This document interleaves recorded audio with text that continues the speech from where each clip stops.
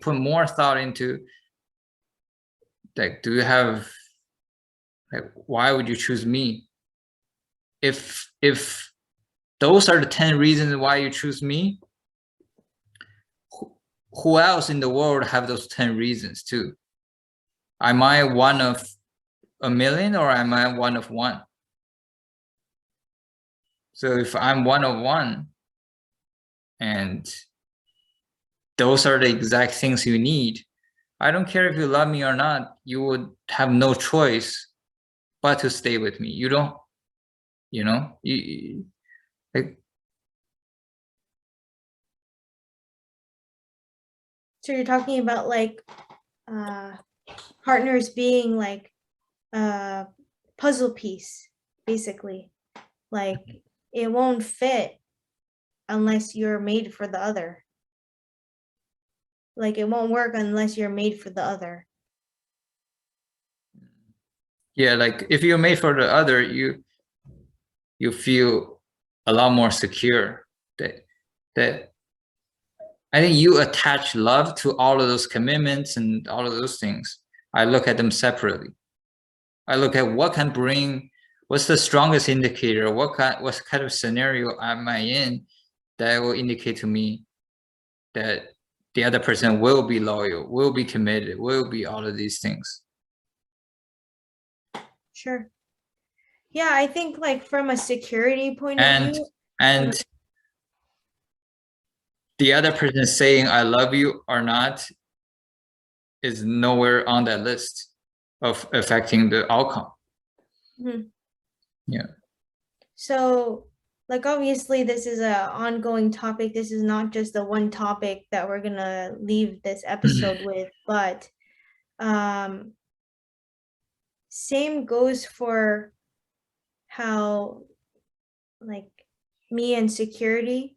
I think that's why I don't care too much about what other people say or how other people live their lives or how it compares to mine, because I'm more secure in like our relationship. And even though it's not in the traditional sense of like love or like how we operate together, I think we, if you will, I think that we get along quite well. And I think that, well, maybe our problem solving skills can get better. It always can get better, but I think that just the foundation part of it is there, like the communication and all of that stuff.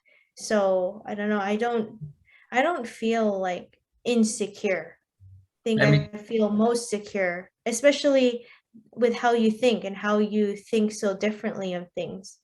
Let me give you another example. I forgot who said this, but it's like a high-level CEO who's very productive. And somebody asked them, what's your advice for young people? Should they pursue their passion or should they pursue what they're good at? Like, should they do what they love or should they do what they're good at? And the CEO essentially is saying, it's like the best is like both, obviously, but then if you can only pick one, pick what you're good at. Because what's love? Like nobody is gonna keep loving the same thing if they suck at it and they keep getting beat up in it. Eventually you wouldn't love it anymore.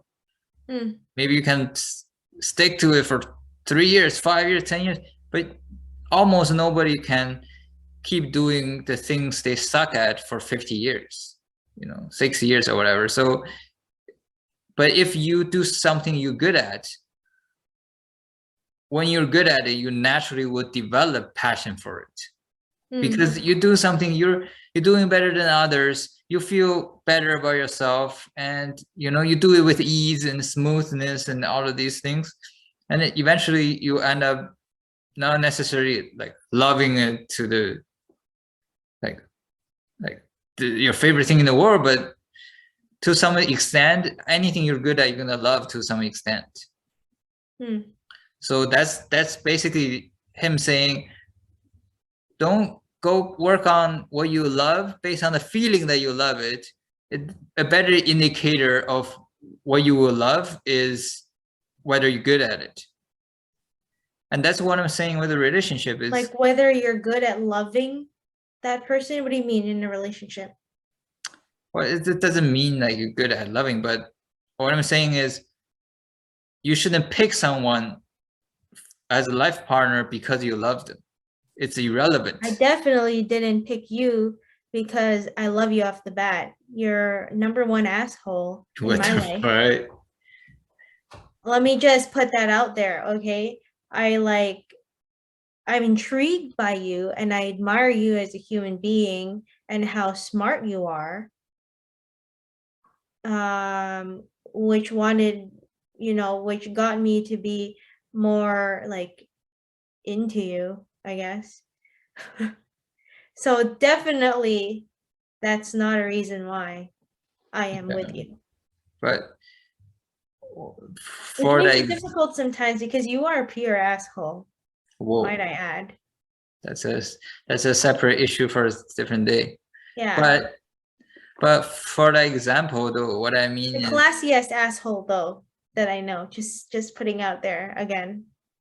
okay, but for the example I just gave, okay, the point is he's saying don't go with your emotions. It's not always right, and find other real life indicators that are more predictable. They're better indicators for what you're gonna stay with for longer. And that's what I'm saying for a relationship is instead of looking for people who say they love me, I look for other better indicators to figure out not whether they want to stay with me or not, but whether we will stay together or not. And maybe in a scenario where I can look at two people, neither of them have any idea they will stay with each other, but based on my indicators, I can tell, oh, 90% times they're going to stay together because she's exactly what he needs and he has no choice. And like they're integrated so much and they wouldn't be able to separate. I can tell, and then whether the two people in the scenario know it or not, they love each other or not, it's kind of irrelevant to me because based on all my indicators, I can tell they will stay together. So I'm trying to assess the situation on a calculated way to figure out who I will end up being with rather than who I feel like being with versus who feel like being with me. Yeah, I get it. But at the end of the day, even those two people, let's say aren't, or like they don't necessarily love each other, that they're meant for each other, then it's kind of, in an ironic way, it's given that they love each other. It's kind of like a paradox. It's kind of just like they don't have ironic. to. Huh? They don't have to. Sorry? They don't have to love each other. Yeah, but it's kind of like it's an unspoken thing. It's kind of a given. It's kind of just there, like, oh well, you guys end up together, and it worked out so far, kind of thing. You've heard people who say, "Oh, I hate his guts, but I can't live without him." Yeah. Things like that. And do you consider that love or not? Like it's, but to me, in a way it is. That's why it's poetic. Again, to me, it's irrelevant. You consider love or not, what matters the most is they are gonna be together. Whether they're together because she hates his guts or she loves his guts, it doesn't matter. Like it's irrelevant. Yeah.